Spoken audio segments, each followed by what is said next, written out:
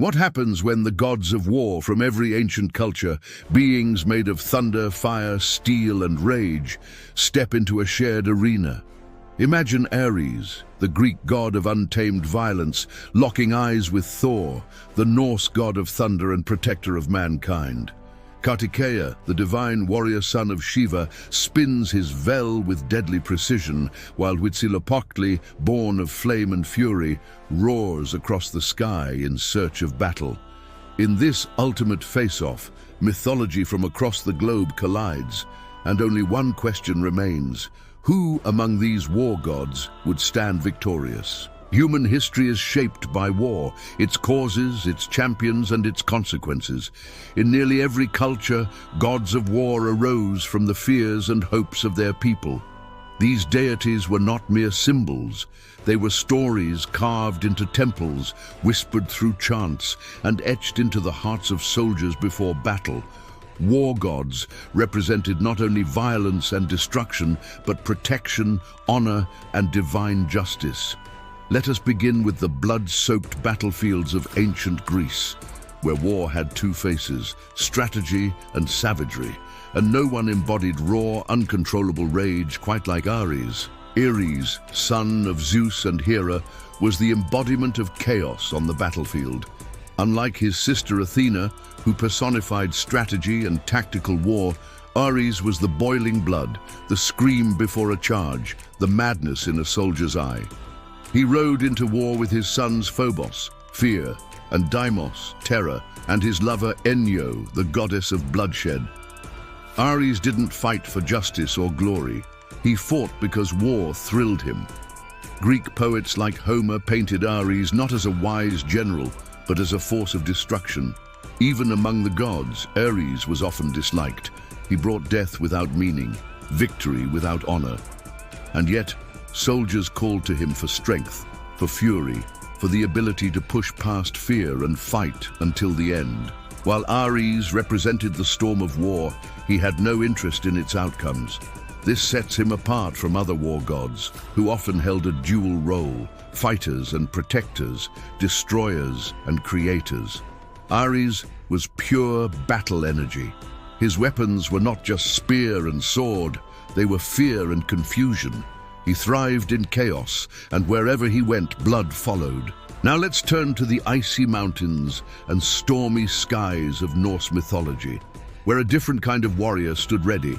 His name was Thor, and though often thought of as the god of thunder, he was also one of the fiercest protectors of gods and men.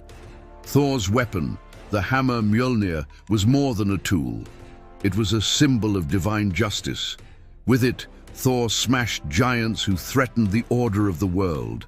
Unlike Ares, Thor did not revel in senseless bloodshed. His battles had purpose: to defend the realms from destruction, to keep evil at bay. Thor, son of Odin and Earth, rode a chariot pulled by two goats, Tangrisnir and Tangjostr. He wore a belt of strength, Megingjörd, which doubled his power, and iron gloves to wield Mjolnir. In Norse sagas, he battled giants like Hrungnir and Jörmungandr, the world's serpent. These were not casual skirmishes. These were cosmic battles between order and chaos, survival and annihilation. Thor's courage and raw strength made him a beloved deity. He wasn't just strong, he was dependable. Farmers, warriors, kings, and common folk all worshipped him as their shield against darkness. But while Ares and Thor charged forward in battle, often fueled by physical might, another god ruled the battlefield through skill, youth, and divine intelligence. In the heart of Indian mythology stands Kartikeya, also known as Murugan, Skanda, or Subramanya.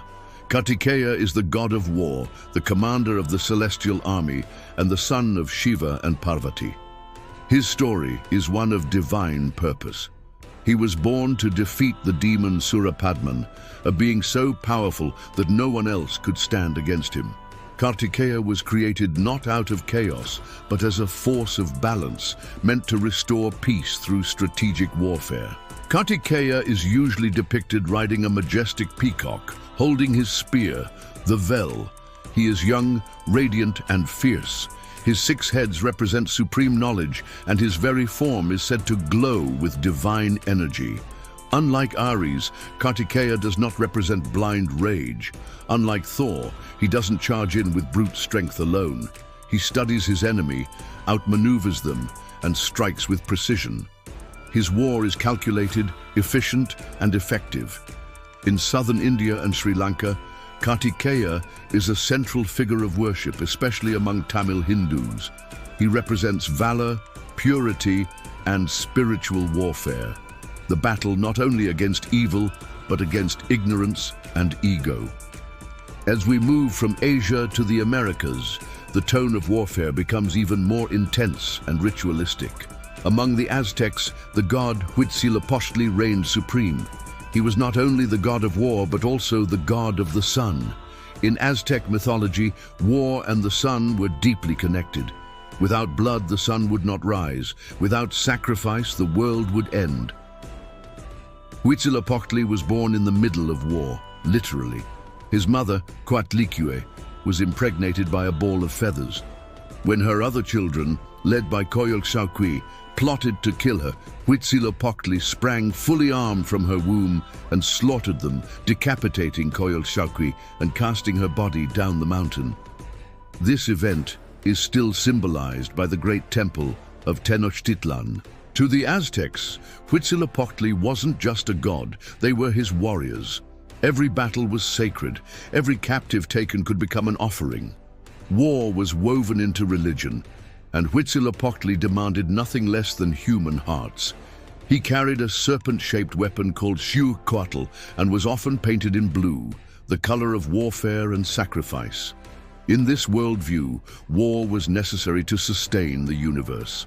From gods of blood to gods of discipline, from thunder to precision, each of these war deities represents how differently cultures view conflict. For the Greeks, war was chaos, unloved and dangerous. For the Norse, it was protection, defending your people. For Hindus, it was duty, a means to bring order. And for the Aztecs, it was survival, a divine responsibility to keep the sun alive. This is just the beginning of our journey across mythologies, but already we see a pattern. War gods are not just fighters, they are mirrors. Mirrors of what each culture feared, desired, and believed about power and survival. They hold weapons, but also wisdom. They are destroyers, but also guardians. And in this cosmic arena of divine warriors, their clashes tell us as much about ourselves as they do about the heavens. But we are not done yet. Let's keep traveling around the world to meet more powerful war gods, each standing tall in their culture's legends. In ancient Japan, we meet Hachiman, a unique figure who blends the divine with the human. Hachiman is the god of war and the protector of the Japanese people, especially the samurai. What makes Hachiman different is that he is not purely mythical. He is often associated with Emperor Ojin, a real historical figure who was later deified.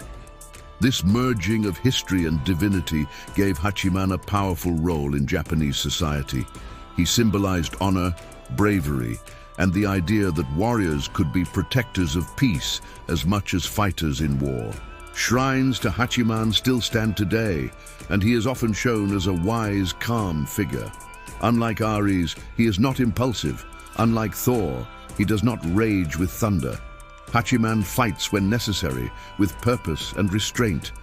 His followers, the samurai, lived by Bushido, the way of the warrior, which valued loyalty, discipline, and control. In this sense, Hachiman represents a form of war that is ethical, a duty to defend, not to dominate.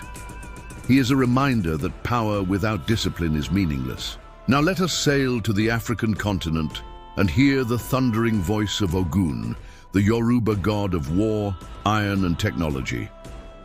Ogun is a complex and deeply respected deity across West Africa and in Afro-Caribbean traditions.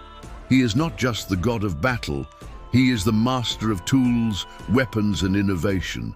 The first blacksmith, the first warrior, the one who cleared the path through the forest so that civilization could rise.